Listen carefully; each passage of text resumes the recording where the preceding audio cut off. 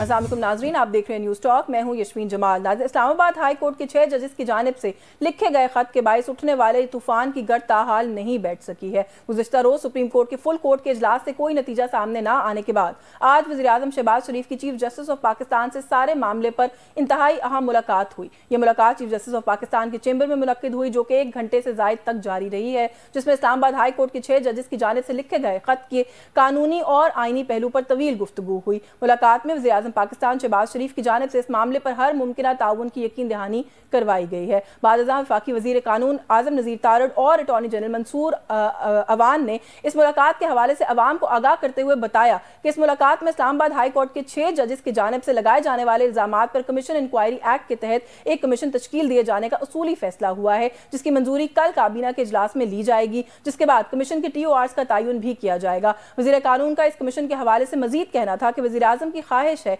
कि सारे मामले पर एक रुकनी कमीशन तश्कील दिया जाए। कमीशन की सरबराही से मुतालिक सवाल पर वज़ीर कानून का कहना था कि कमीशन का सरबराह मुकर्रर करने का इख्तियार काबीना के पास है, लिहाजा इस हवाले से किसी किस्म की कोई कयास राई नहीं करना चाहता। इस अहम मुलाकात के बाद चीफ जस्टिस काजी फाइज ईसा ने एक मरतबा फिर फुल कोर्ट का इजलास भी तलब कर लिया। ये जो सारी अपडेट है आज की, खास तौर पर इस प्रेस कॉन्फ्रेंस के बाद, इसके हवाले से बात करेंगे। हमारे साथ गुफ्तगू में शामिल होंगे मेंबर है पाकिस्तान बार काउंसिल के सैयद अमजद शाह साहब, प्रोग्राम में हमारे साथ होंगे, और उनके साथ साबिक सदर हैं सुप्रीम कोर्ट बार के आबिद जुबैरी साहब ने हमें ज्वाइन किया है। बहुत शुक्रिया आपका आपके वक्त के लिए। मैं सर सबसे पहले आपसे यही जानना चाह रही हूँ, बड़ा एक हसास मामला जो कि हम देख रहे हैं कि इन दिनों चल रहा है और उस पर बात भी बहुत हो रही है, लेकिन जो अभी आज के दिन की अपडेट्स हैं, सबसे पहले तो सर ये कहिएगा कि आज़म नज़ीर तारड़ साहब की जो प्रेस कॉन्फ्रेंस है आपने भी देखी होगी, अटॉर्नी जनरल भी मौजूद थे, वो ये कहते हैं कि उसूली फैसला हो गया कि एक तहकीकाती कमीशन जो है उसका क़याम किया जाएगा और कल काबीना से उसकी मंजूरी भी ली जाएगी। कैसे देख रहे हैं ये जो एक डिसीजन अभी हमारे सामने रखा गया है कि ये कर लिया गया है after the meeting of the prime minister and the chief justice of Pakistan? हाँ, बिस्मिल्लाहिर्रहमानिर्रहीम। बहुत शुक्रिया आपका।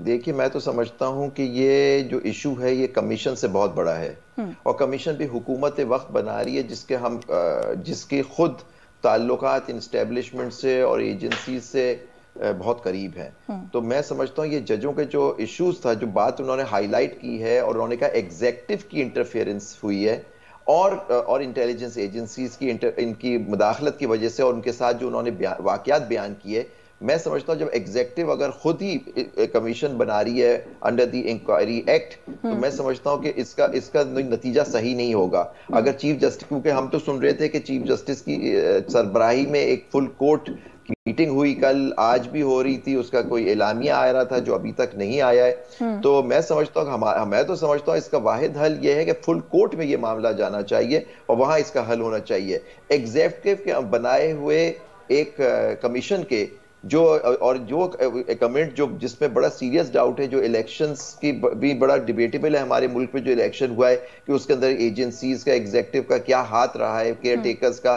फॉर्म 42/7 की गवर्नमेंट बनी है या नहीं बनी है, तो ये सारा इशू मैं नहीं समझता कि इस मामले का हल कमीशन होगा। ये तो basically it will amount to वैसे, लेकिन कभी बेनिफिट ऑफ डाउट भी आपके ख्याल में नहीं दे देना चाहिए, और पॉजिटिविटी अगर आए तो उसको अप्रिशिएट भी कर लेना चाहिए। प्राइम मिनिस्टर की तरफ से ये कहना कि इदारा जाती मुदाखलत जो है हम उसके बिल्कुल खिलाफ हैं, वो नहीं होनी चाहिए, हम हर तरह का ताउन करेंगे, तो आई डोंट यू थिंक कि अगर कुछ ऐसा हो रहा है तो उसको फिलहाल वेलकम करना चाहिए?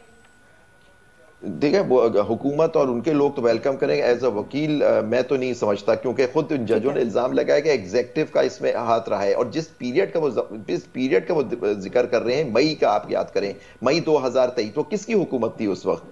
PDM की हुकूमत थी, और जनाब शहबाज शरीफ उसके प्राइम मिनिस्टर थे।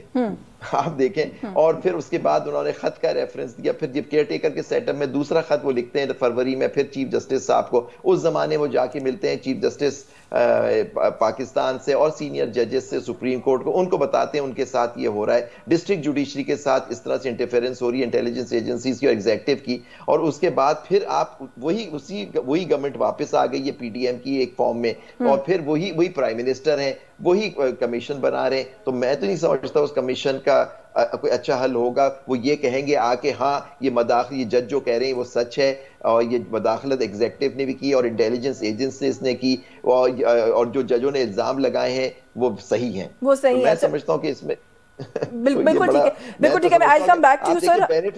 बेनिफिट ऑफ डाउट एक्यूज को दिया जाता है हमारे लॉ में। नहीं, आई एग्री विद दैट। मैं तो वैसे ही आपको क्योंकि देखें ना, आप ये अक्यूज ही कर रहे थे ना कि उन पे ट्रस्ट नहीं किया जा सकता, मैंने उसी कॉन्टेक्स्ट में सवाल किया था। I will come back to you sir. जी, मेरे ट्रस्ट या ना ट्रस्ट करने की बात, मैं तो आपके सामने एक मुद्दा बयान कर रहा हूं कि मैं ये समझता हूं कि जब वो जज इल्जाम लगा रहे हैं एग्जेक्टिव इंटेलिजेंसी से, एग्जेक्टिव से उसके इंटरफेयर कराना, उसी की कमीशन इंक्वायरी बना के एग्जेक्टिव की उसकी कोई करना amounts to appeal from Caesar to Caesar. बिल्कुल सर, हमारे साथ सैयद अमजद शाह साहब भी मौजूद है, लेकिन before I go to him एक ब्रीफ वन लाइनर कमेंट कर दें इसी कॉन्टेक्स्ट के अंदर कि फिर जो आज प्राइम मिनिस्टर की और चीफ जस्टिस ऑफ पाकिस्तान की मुलाकात हुई है उसको आप कैसे देख रहे हैं? क्योंकि एक राय ये भी आ रही थी सामने कि ये मुलाकात नहीं होनी चाहिए थी, इसकी जरूरत नहीं थी।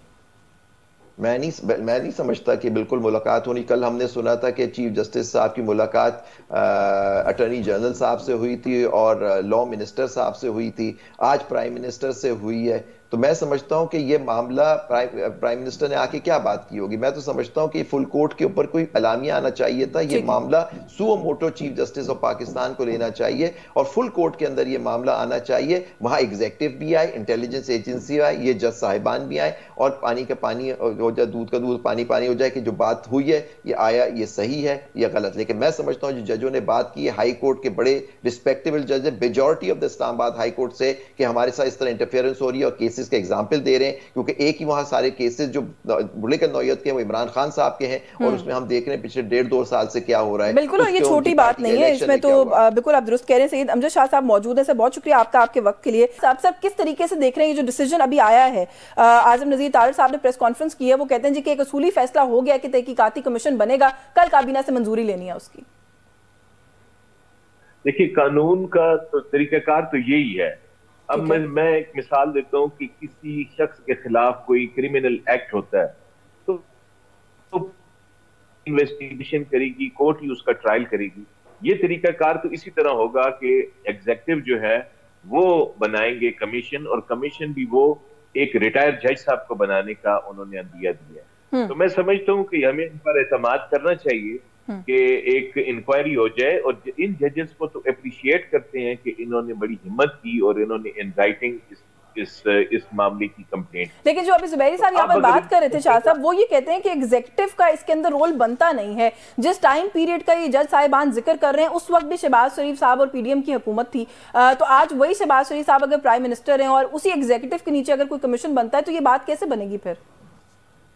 असल मसला ये है कि इदारे अपनी जगह पर कायम रहते हैं, वज़ीर आज़म शख्सियात बदलती रहती है। आज फाइज ईसा साहब यहाँ पर बैठे हैं, कल ये नहीं होंगे, सुप्रीम कोर्ट तो इधर ही होगी। मैं और अब्दुल ज़ुबैरी साहब मेरे बहुत मोहतरम भाई हैं, हमने मुकदमा जाके सुप्रीम कोर्ट में ही दायर करना है, चाहे हमारा दोस्त बैठा है या दुश्मन बैठा है या जो भी बैठा है।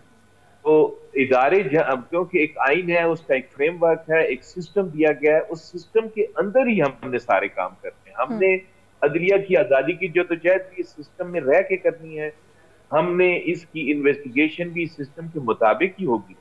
तो अगर कैबिनेट एक कमीशन बनाएगी सुप्रीम कोर्ट के मशावरत से, एक जज साहब जो हैं वो इसकी कोई रिटायर्ड जज साहब जिनकी अच्छी इंटेग्रिटी होगी, जो एक अच्छी रेपुटेशन रखते होंगे, उनको बनाया जाएगा। लेकिन सर ये तो काम इदारा खुद भी कर सकता था ना, जो जुबैरी साहब अभी बात कर रहे थे और कल अता तारड़ साहब ने बात कही थी कि उन लोगों ने अपने इंस्टीट्यूशन के हेड से रुजू किया है, वो इस मसले को देख लेंगे कि क्या मुनासिब तरीका है डील करने का, फिर एग्जीक्यूटिव को इन्वॉल्व हो जाना बीच में।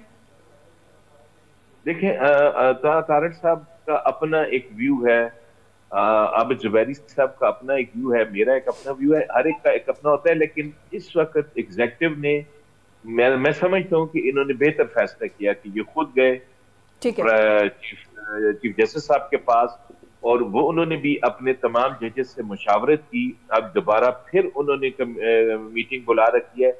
इसका मतलब है कि एग्जीक्यूटिव और अदलिया दोनों इस मामले को संजीदा ले रहे हैं। जी बिल्कुल सर, मजीद बात करते हैं इस इशू पर। मुझे यहाँ पर एक ब्रेक लेने का कहा जा रहा है। व्यूअर्स हमारे साथ रहिए।